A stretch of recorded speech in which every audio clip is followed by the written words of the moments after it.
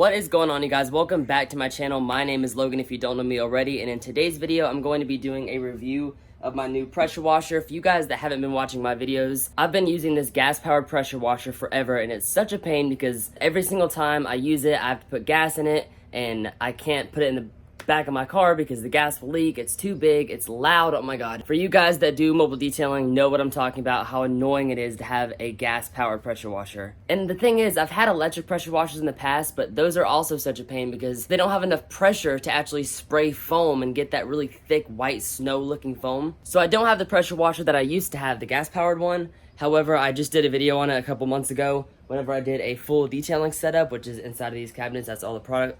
Oops, I think I just went out of focus, but I just did a video on my full detailing setup a couple months ago. I'll put the link to that right above my head as well as the description below. But here's the Ryobi, I think that's how you say it, 1600 PSI. This is, I think, $120 on Amazon, if that. It's super cheap. Like any gas-powered pressure washer is like $300 plus depending on where you get it from. But this is super cheap and it's super small.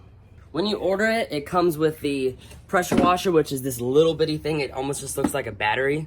I mean, obviously, I know this doesn't look like a battery. I'm just saying it's super small and lightweight.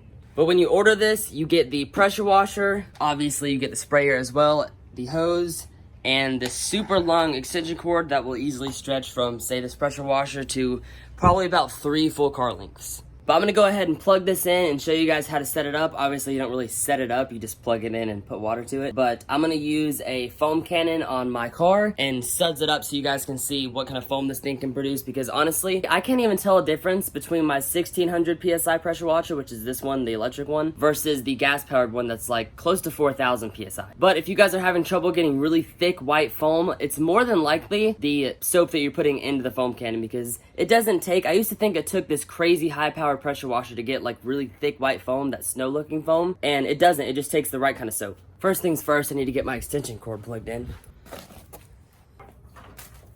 And then just to show you guys how long this extension cord is, not extension cord, but the black cord that actually comes with the pressure washer.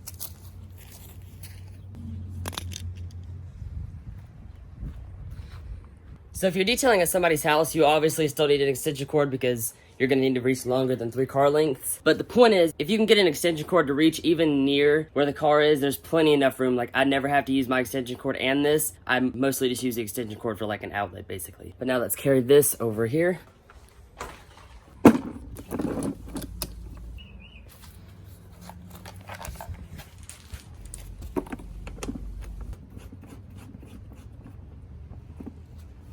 Then just like with any pressure washer, always make sure to turn the water on and run clean water through the pressure washer before you even turn it on, because you don't want to turn it on and have dirty water or air bubbles. I'm actually going to move all of this in the shade, that way I can actually see because it's so sunny out there.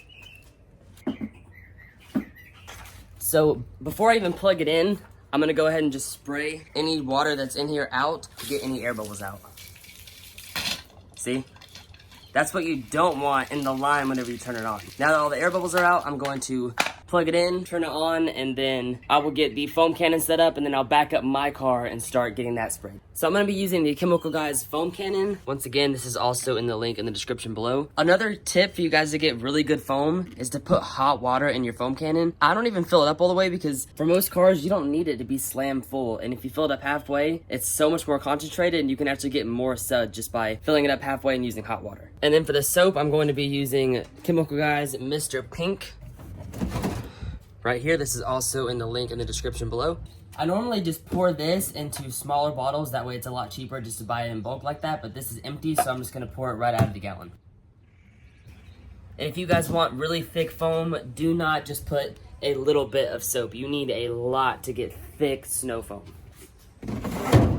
And then just screw this on, if I can get the straw in. This foam cannon works great. I've only used like one other, and it was some cheap Walmart one that I would never use again. So I don't know if this is actually better than the competition because I haven't used much of it, but I don't see a reason to get another one because this one works better than I expected. So now I'm going to plug in the pressure washer. Oh, not what I meant to do. I didn't realize it was already on. I'm gonna plug this in.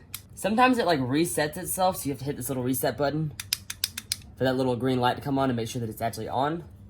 And then walk over here and hit the on button. Then just connect your foam cannon.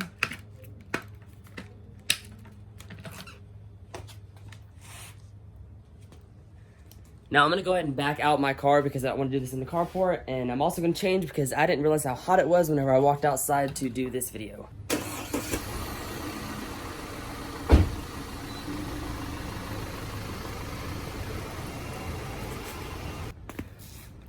All right, car is moved, tripod is out. I'm gonna set this up and then start spraying my car. I'm not actually gonna wash my car.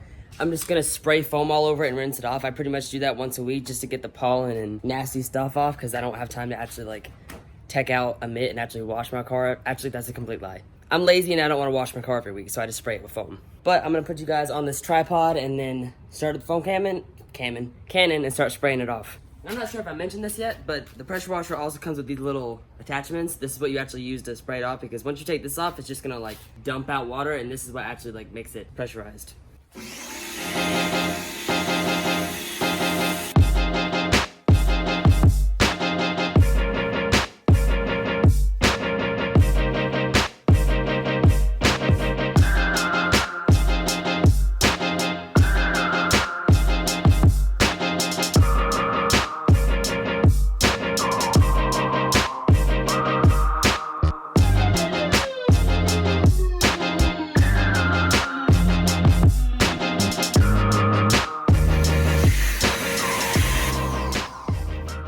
And then I just ran out of foam. I put in just enough to do my car. Like I said, you don't need to fill these things up completely. Then put on this little attachment. I'm gonna go and spray this foam off now because I don't want it to sit on my car and get water spots.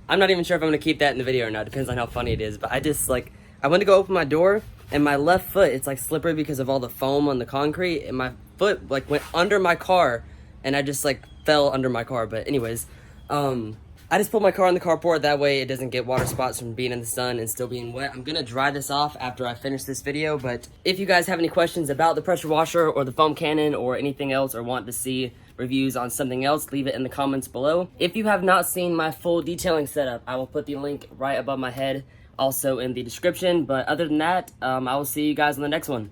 Peace.